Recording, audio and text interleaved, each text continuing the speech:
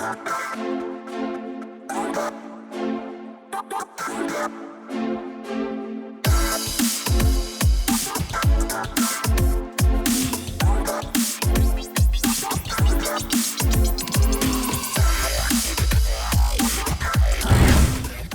everybody. Welcome to another episode of Your Intention Matters, the podcast. Thank you very much for joining us on this episode. This is a rare one for me. We have part two. I'm thrilled to be here, and I'm glad that you've joined us. This one, I have Mark Smith coming back. Mark, welcome again, man. How are things for round two? Geez, I feel like maybe I just talked too much, and that's why you have to do a second segment, but I'm quite honored to be back. That is not the case at all. So we could dismiss that story going on there at all. But no, I really enjoyed our first podcast. For those of you checking out this one that have not had a chance, it's episode number 200. It's playing everywhere, Apple, Spotify, et cetera, et cetera. Give it a listen.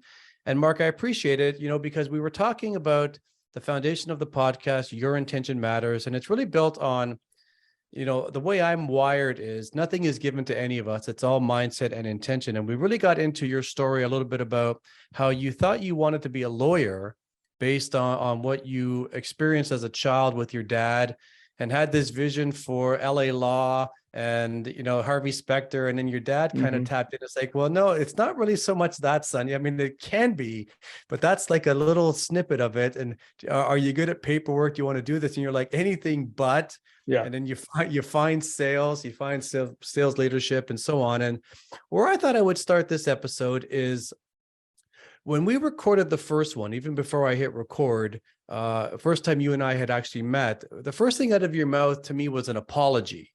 And it was, hey, just so you know, Paul, I want to apologize. My voice is giving me some problems. And you kind of shared your story about it. And I thought, well, that's just who you are right there. And I'd love to maybe start with that apology, maybe educate the audience on what it is that I'm even referring to, and we'll just kind of go from there.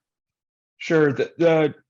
It's funny because, I've been told hundreds of times to not be worried about my voice. And, I'm in my 40s and I've had a decent career, decent life. So I should probably be more confident than I am, but I'm just not.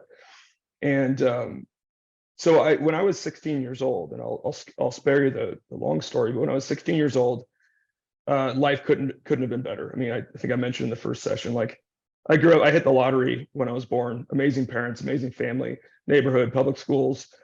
I was good at sports and had a decent face and had a good mind. And there's really nothing in my life that wasn't kind of set up for whatever I wanted to do.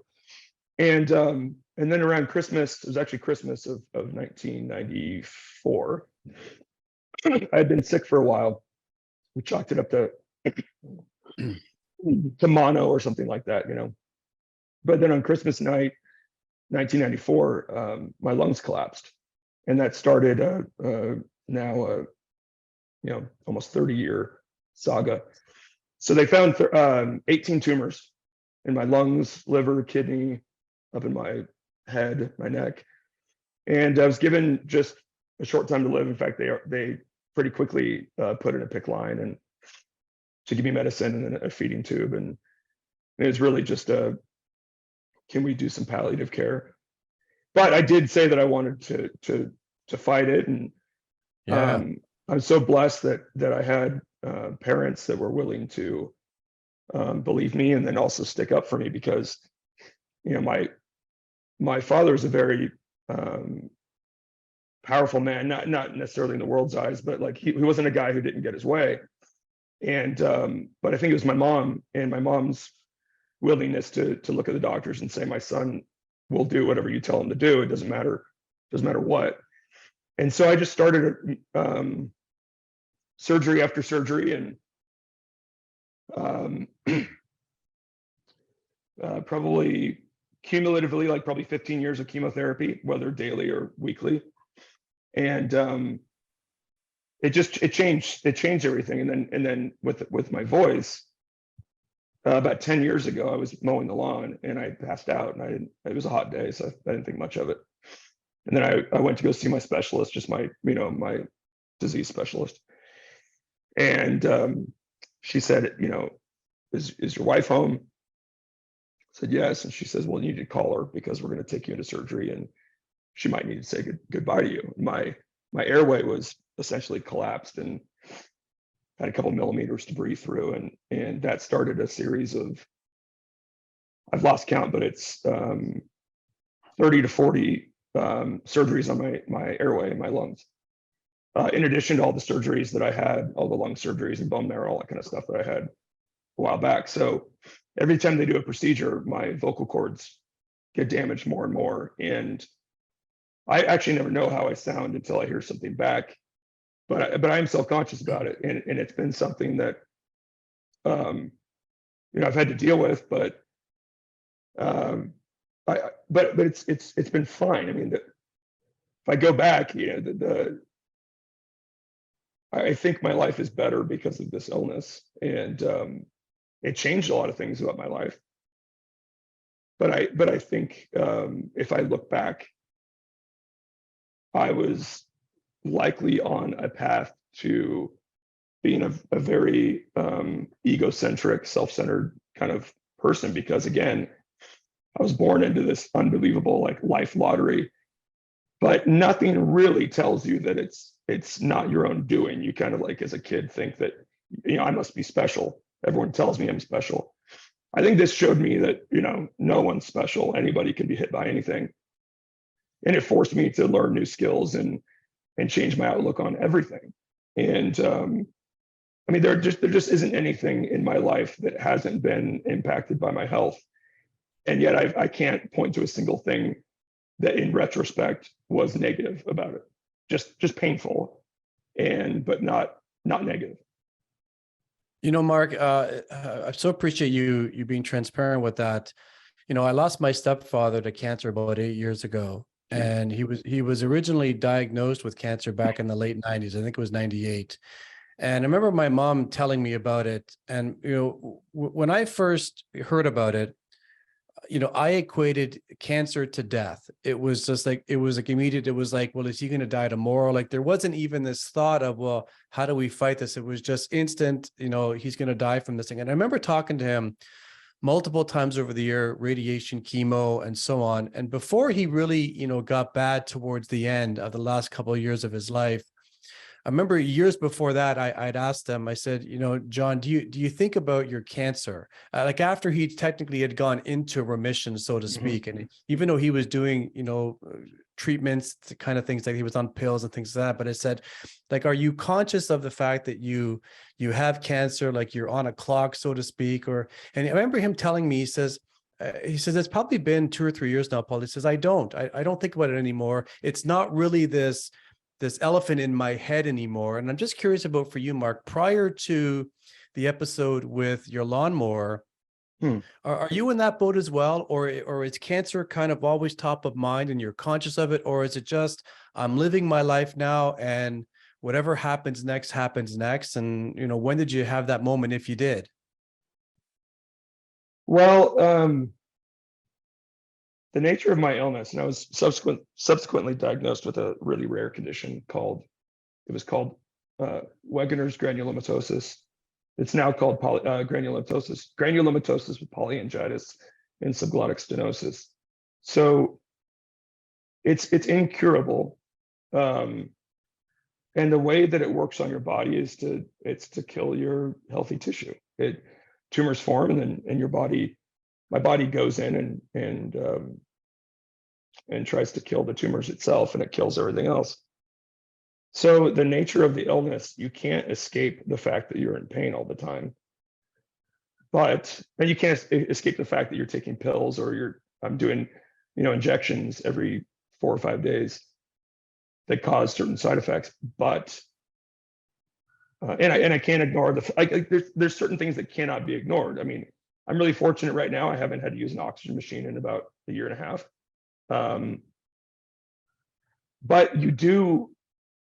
Sorry, I really don't. I don't want anyone listening to this to think that I have some prescription for how this can be easy. It's not easy, but right. I would tell anybody you do have decisions to make. And one of those decisions is to try to learn a different baseline for your life. And to sort of judge how you feel based on that baseline. If you ask me, how do I feel today? If I was honest with you, I would say, well, if I really think about it, I feel terrible. I felt terrible every day of my life for almost 30 years. But I don't think about that at all. It takes acute pain or acute issues that really get my mind on it. And then again, the nature of my illness is there. My wife carries with her an emergency tracheostomy kit and knows how to cut a hole in my throat if needed. My son has had to watch me, be rushed to the hospital. That stuff you can't escape, but and the pain is always there. But you can change your mindset to, okay, I'm dealing with this. Like, how can I still have a full, meaningful life? And it helps to have purpose. I mean, I can't let my wife down, and I'm sure as hell I'm not going to let my son down. I don't want to get emotional, but like I could show you videos where I'm on the ground and I can barely grasp a breath of air. My 4-year-old son comes over and starts blowing into my mouth, giving some form of CPR. Like, you can't let a kid like that down. And so you just figure out how to make it work. And there are times it's extremely hard. But again, if you have that purpose and that intention, I think that's also, I mean, not to segue too early, but I think this illness led me into sort of my career path as well, where I've never felt that much, like looking back, I've never felt that much enjoyment out of a personal victory. I've always felt great enjoyment out of team victories. And maybe it's the nature of the sports I played, but I remember when I started in my career, I would get every sale you make. I always tell people getting into sales, the beauty of sales is whether you make a $5 million sale or a $5 sale, when someone says yes, you get the same jolt of adrenaline. Yeah. And it's like the world's greatest dopamine hit, right? But whether it was in my athletic career or in my business career, I always found a lot more enjoyment out of helping organizations and people rather than myself. I mean, I don't have very many personal goals. I have goals for my family, specifically for my wife and son, because I have to be prepared if I maybe leave them early. I always tell people I don't care if I'm ever rich, but I care if my son is. I don't care about my retirement. I care about my wife's. Yeah. I don't care about my personal success. I care about my friends. And that may sound like I'm trying to be Mr. Dalai Lama, but it's just the truth. I would much rather pick up a phone and make a call on behalf of a friend than I would pick up a phone and make a call on behalf of myself. And I think it's because when you deal with a really difficult health issue and you realize that none of us really get to claim a certain amount of time in life, you have to decide how you want to spend it. And the more that I'm focused on myself, the less happy I am. The more that I'm focused on others, the more excited I am. Which is a little bit odd because people who see me from outside, they think I'm a really extroverted guy. Anybody who knows me closely knows that I'm like highly introverted and I try to keep to myself. But I get incredibly energized by helping people. It's what I live for. So in a way, I think it's probably very selfish because like I'm serving my own, I'm really happy by helping others. So I think it serves myself. But you just, if you find your purpose and your intention, there's not much you can't cope with. Yeah. I mean, cope with. There are other things like, I'm well aware I have an unbelievably supportive wife and son, and I have brothers and sister that are phenomenal, and my mother is still with us. And is amazing, and I've got so much going for me. But when it comes down to it, if you need to accomplish something, especially on behalf of someone else, there's not that much that can get in the way if you really buckle down and go to work. Mark, prior to me, starting my company that I run now, I worked at Xerox for about a decade, and I was in sales across the board. And when I decided to break the link between me and Xerox, I was living in Calgary, Alberta, in Western Mhm. Canada. And I was out there kind of as an expat working for Xerox at the time, and there was no real link to the city for me. While I enjoyed it, when I was going on this new venture, I needed to move back home to Toronto to kind of launch. The commerce is also in Toronto, in Canada, and so on. Yeah. But when I made that decision, I was on my own, like literally no relationship with anybody, et cetera. So it was just me. And then about 6 months later, I met my wife. And then about a year later, we had our daughter. And then 2 years later, we had our son. And then I don't even remember life before them. But prior to COVID, if I think about even the last 3 years, my world was all in-person training is what I was doing. I mean, we had offered on demand, we'd offered virtual, but nobody wanted it. It wasn't Yeah. even like a second option, quite Yeah. frankly.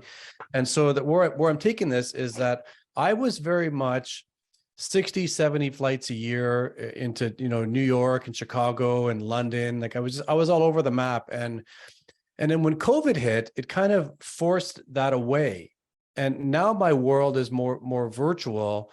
And I know that you moved to Toronto. I don't know if you said it during the podcast or if it was before we hit record when I told you where I was based or not, but I remember you Yeah. talking about Trinity Bellwoods and Toronto and so on. And so your decision to now stay in Utah, kind of, it sounds like you have a great life where you are home based. It sounds like you kind of work when you want to work, and you've created that life for yourself. But the decision to move to Toronto, did you move your family with you? Were you kind of commuting back and forth, and what was that like for you in terms of wanting to spend more time with them, or was it just part of the decision to help others out? As part of the travel that you probably had to do, to kind of build the life you've built up until this point. Well, it was really counter to my personality. I grew up in the same sort of like the same bedroom my entire life. My parents have been in the same house for 49 or 50 years, and I'd been out of the country. My parents took us on vacations and whatnot, but um, I didn't ever think I was adventurous at all. And then a few years before Toronto, we had moved to Washington D.C., and so I thought, okay, we know how to relocate. My wife grew up in New Zealand and Saudi Arabia and a few other places. And so Passports everywhere. Yeah. yeah, so when the Toronto opportunity came up, it seemed like a no brainer. Son was young, and Toronto is like one of the greatest cities ever, but it wasn't without. I had a full blown, had to go to the doctor anxiety attack the day that I got there, and I'd never had one before. And what happened was we were going from the airport, so Pearson Airport, into the city, and I saw a hospital, and it triggered this thing of, what have I done? I'm an American with this very serious disease. What am I? And nothing could convince me. Yeah, but you have, we've taken every precaution. I've got American insurance. I have a Canadian supplement insurance. I can get to Buffalo. Like, there's nothing really that to be afraid of. And yet I had a full blown, thought I was having a heart attack. In the cab? I didn't know it was happening in the cab, but when my wife and my son was still back in Utah, my wife just came with me on the first week, and then she was going to go back. But we went up. I lived, I forget what the building, but I lived on the 45th floor of a building. And I honestly, when I got up there, I thought I was having vertigo, and I just kind of lost it. But it worked out great. I couldn't have enjoyed Toronto more. We stayed there for a year, and only really came back to Utah because the company I was with, we wanted to start some operations in Utah, and it made sense for us to be here. But we're actually not tied to Utah. We moved to Europe last year, and I love Utah. There's no reason to leave Utah, but honestly, we've just decided that we're willing to go anywhere that life takes us, and we're trying to be a little bit more stable for my son because he's 11 and wants to have a little Yeah. more stability. But yeah, we're just sort of open to everything as long as we feel like we can meet our family goals and have an impact in some way. We'll go wherever it takes us. It's funny that you talk about stability. My wife and I were talking about this last night, where we have our two kids. They're now 9 and 7, and they're at that point where they're kind of established in their friendships. They're grade 3 and grade 1. And even though you and I probably both know that the likelihood of them being friends with the people they're friends with today, 30, 40 years from now, is probably not very likely. But right now, it's their whole world. Yeah. And having experienced COVID in terms of remote schooling very early on in their schooling years, it's great for them to kind of acclimate into the community and do this. And we were talking about this last night because my wife, she likes to move. She's very much 18 months, 2 years, always like, I want to move somewhere else. Not always necessarily I want to move to Dubai or anything else, but it's like, let's find another house and let's fix this one up and do something else. And she gets a little restless sometimes. And one of the things that we're quite conscious of is trying not to disturb our kids' life too much along the way, because a move at this point in their life would be pretty significant for them. When we moved where we are now, they were like 5 and 3, so they didn't really know anything in terms of where they were before. But it's funny how you talked about you're quite conscious of wanting to make sure that that you're standing for your wife and your son. And I get it. As a parent, it's like, my kids will want for nothing in their life. It doesn't mean they're not going to work. It doesn't mean that they're going to get everything they want. Even though I do struggle with walking out of Walmart without a toy, I still struggle with that. Yeah, but we all do. But you know what I mean? It's like, you know what I mean, right? It just means you're a good dad. Yeah. But if my kids want to take lessons, they're going to take lessons. And it's like, it's not going to be because their old man can't make that happen. That's for sure. Right. I can't even stomach that scenario. And so you touched on your decision to move to Europe. That's a pretty big move. Mm-hmm. I think I know the backdrop behind that, but how did that happen? So again, life was fine. Life was great. Actually, we had an absolutely beautiful home, and I'd put a tremendous amount of work into our gardens and our, we loved our home, and it was everything we needed. And I owned a ranch and several cars, and my son went to a great school, and we have lots of friends, and it was nothing we needed to leave, but it just was itching at us that we wanted to just, while we could, kind of see if there's a different way for us to live our lives and find similar happiness, but in a different way. And so we literally got rid of everything. We sold the house. We sold almost all of our furniture to one person in another state and just shipped it to them. We at one point just opened up the house and told our friends to come and take everything that was left. Sold my ranch, sold my cars, you name it, it's all gone. And we went literally, just all liquid now at this point, all liquid. Yeah, we moved our grand piano to a friend's house in the neighborhood because we didn't want to put it in, cold storage or something. And then we ended up with an 8x8 storage unit that we put, family pictures and, things like that. And then we got on a plane and headed to Rome, Italy. And the plan was to start in Rome for a few months and then find a city in Italy to buy a home and make that our home base, and then travel for a few years while putting my son either in remote school or private school. And then it was really just to figure out whether a different type of life was something that we could do and we could find meaning. And it wasn't about like, we weren't feeling like we were some stuck up jerks that had to get rid of our big house and our cars.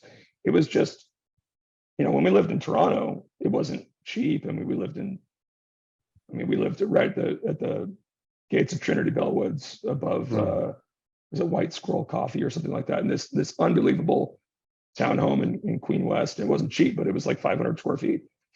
And we just thought that was one of the happiest times in our lives. What if we can go do that for a few years before my son's in middle school or high school, and we got to get him back to play, American football and American baseball.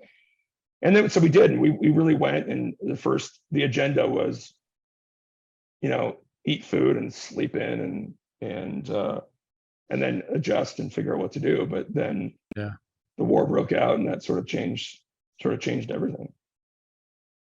So did you stay in Italy during during your time in Europe? Because I know that you talked about briefly in the last one that you know you put a real considered effort into the support of Ukraine, you know, during the war, and still, which is still going on, of course.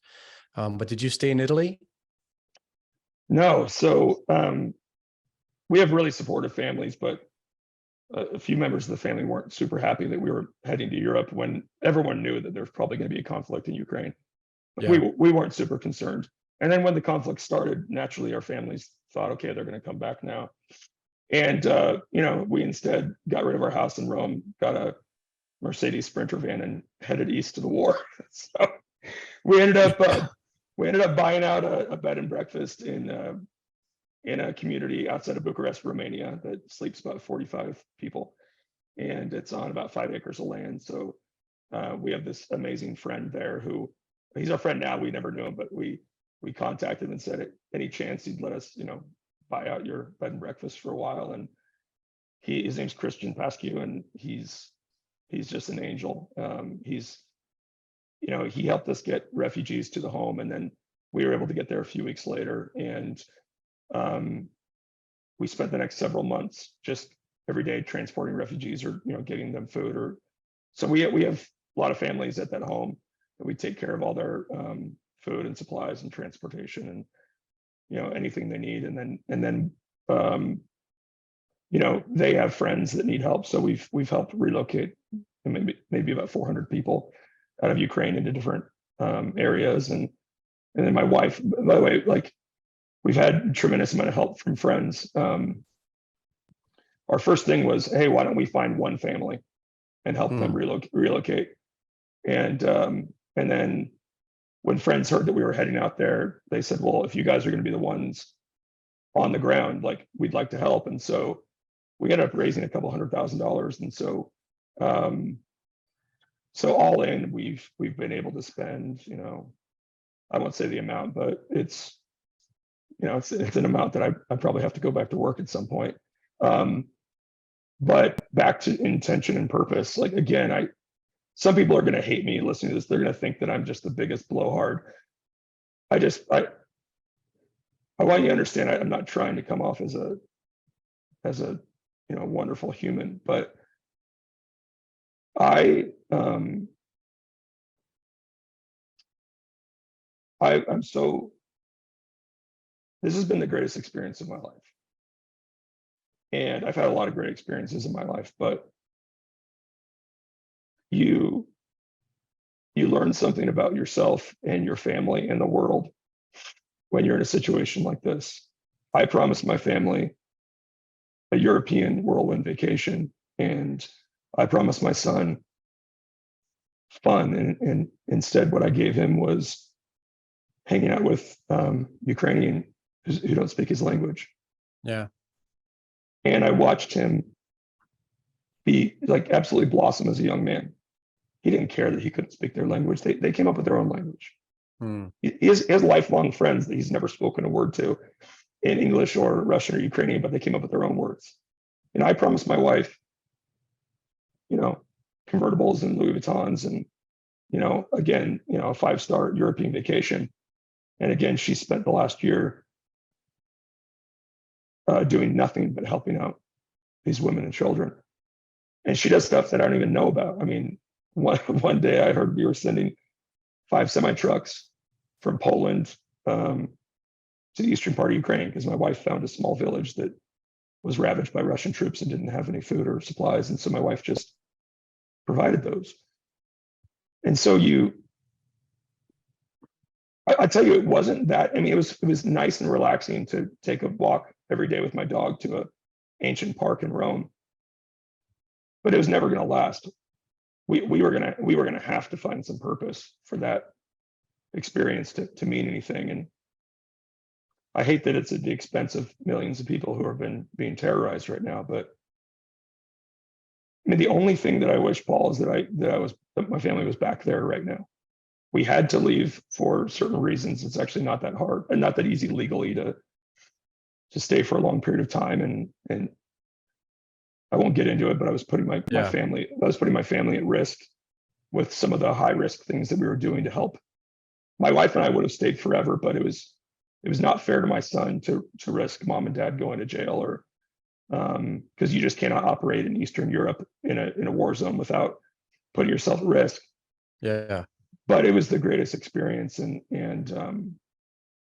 it's made me love my wife even more than I ever did, and it's made me see that my son can do anything.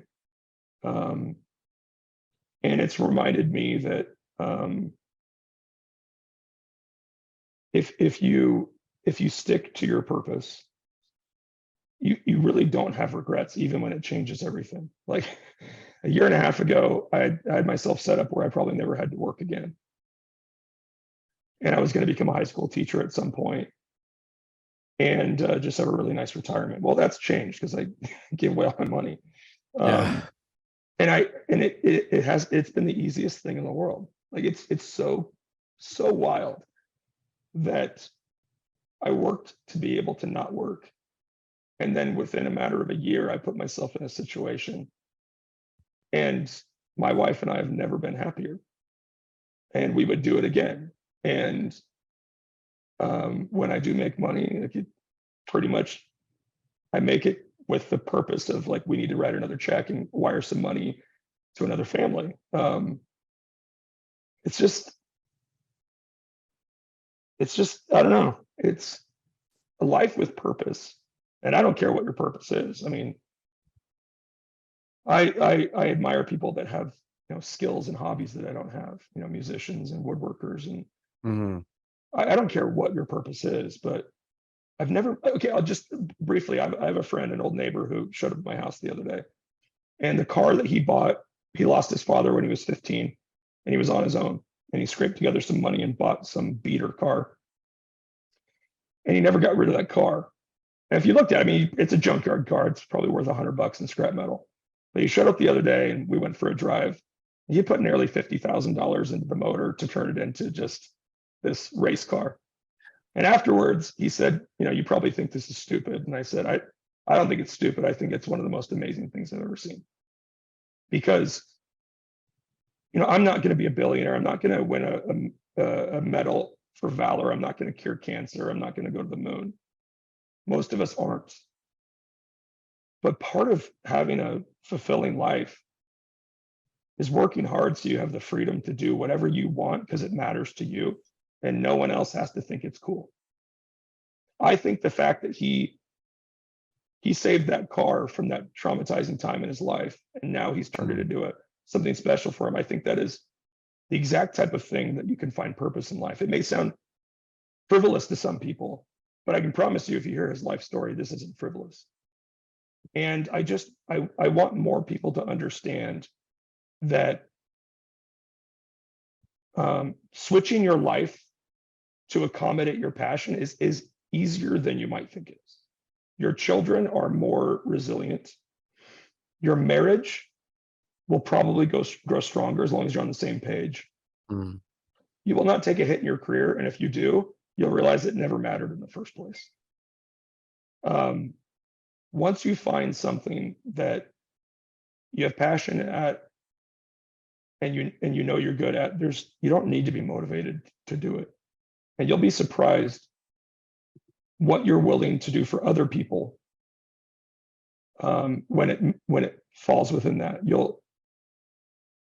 Some of the most sort of outwardly selfish people that I know, I've watched them in their lives switch their lives to be the most outwardly generous, least self-serving people I've ever seen. And it's possible. I mean, for me, my life went on a different trajectory because of my health. And then I was able to make a good life out of it. And then it went on a different trajectory because I found out that I like helping refugees.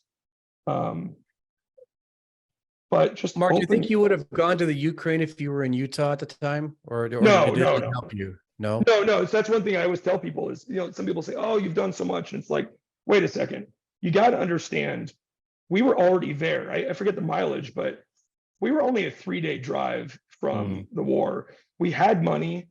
We had resources. We strong family, and it just, and we actually had connections that helped us meet people in Ukraine. Like everything kind of worked out, and it's just that it got much bigger. So I truly believe that, and we were already planning on being in Europe for a long period of time. It wasn't like, I mean, if I was there on vacation, even for 2 weeks, I wouldn't have gone to Ukraine, but we were already there. I mean, Yeah. and I think most people in that situation would actually do it. Um, it's not as hard as it's time consuming, and it is emotionally draining, but because you're giving your emotions to people that are being ravaged. I mean, I thought I knew what PTSD was. I didn't know anything about PTSD until I'm sitting there just holding a mother who is shaking uncontrollably and can't speak, until and then I look over there and my son is playing with kids that have no idea what's going on. And then I've got a mother over here Yeah. that, doesn't have diapers for a baby. Like everything happens and you realize, my gosh, like, but there's a solution to all of it. I can't solve the war. I can't take away their pain, but I can absolutely use my talents and my resources to act for people now. I always tell, like, if I find out someday that you're going through a tough time, I'm never going to text you and say, hey, Paul, like, what can I do for you? I'm going to call you and say, Paul, I need an assignment. Well, I don't need anything. I don't care, Paul. I need an assignment. You have to tell me what to do. Yeah. I don't care what it is. Tell me what to do. I'm not getting off the phone until you do it, because I'm like, here's what I'm good at. Tell me what to do. And it reminds me of, it's like every win you have as a salesperson or a sales leader. Every time you help somebody learn a skill they didn't know before, every time you help them get a promotion or buy their first house, or, sales leadership, like I can't think of a better career because of all this opportunity you have to help people in so many different ways. You get this rush of adrenaline. It feeds your own purpose and your own happiness. But like, people don't understand, I think, sometimes how much talent they have to help other people. And once you start doing it, you realize nothing is more enjoyable. And it doesn't have to be anything grandiose. Like, just tell me to go dig a hole and I'll go dig a hole. But give me something to do. Let me serve you. If you won't let me serve you, tell me somebody in Ukraine that I can go and pick up. Whatever it is. But, and again, it doesn't have to be, service. It doesn't have to be charity. It could be anything. Mm-hmm. But I just am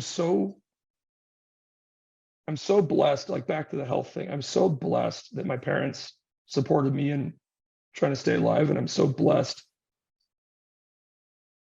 that, and you talked earlier, you did all this in-person training and then you couldn't. And so what do? You adjust. When you have a massive health crisis, or you have some sort of marital crisis or financial crisis, or you get really old and frail, once you can't do everything, you lean into what you can do.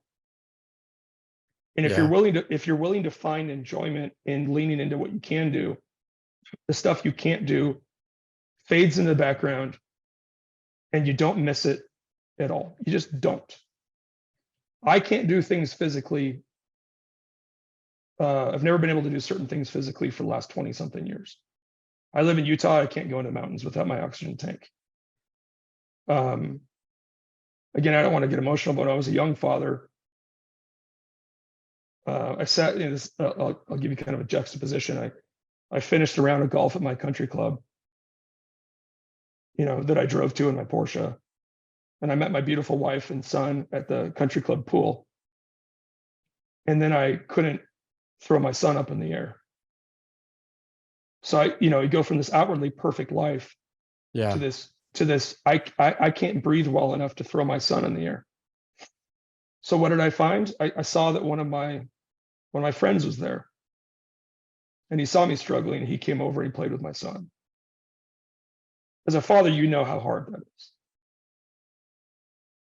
But it's the most tremendous blessing in that moment to see a friend step in and help. Step in for sure. And then you start peeling it all away and you realize that what you really got out of that experience on the golf course was time with your family. You don't get anything really out of the car. If you can afford to buy it, great, but who cares if I drive a Porsche anymore? What I get out of this experience is time with my family. It doesn't even have to be at a country club. It can be in Ukraine. It can be at the park. I don't have to be physically perfect because I have friends and they can help me. My son doesn't need me to be physically perfect. Once you can't do everything, as long as you embrace what you can do, life doesn't get worse. I mean, it just gets better. Mark, I don't know what else to say to that, man. I mean, right there, it's so well said. I've enjoyed every second of you being on this podcast, both of them. I mean, as transparent as anybody's ever been on this one. I hope you felt this was beneficial for you as well, coming on and kind of sharing your story a little bit. And thanks for being here, sincerely. I really appreciate it. I am an open book. I encourage people, there's things I don't want to talk about publicly, but I'll talk about with my friends. Your pain is not your own. It can be, and it can be painful forever. Or you can take control of your pain and help somebody through their pain. Your depression is not your own unless you want it to be. Then you can be lonely and depressed, or you can turn it into helping somebody else. Everybody listening right now has something to offer that they've been keeping to themselves that they need to share. They don't have to share it on a podcast, but they need to share it with a friend who's going through a hard time. So I appreciate the opportunity to be open, and it's therapeutic to me. And sometimes it's the only way to get through hard things is by maybe encouraging others to take on similar things and help them go through difficult times. And yeah, I've enjoyed it. I can't thank you enough, Paul. I can't thank you enough. Thanks for being here. Everybody, thanks for checking out this episode. I hope you enjoyed it. I certainly did. Remember, I'll close this one out as what I always say, and that is your intention matters. Why? Because I'm telling you, that's the result you'll tend to get. We're out of here. We'll do it again next week. And thanks for checking out this episode.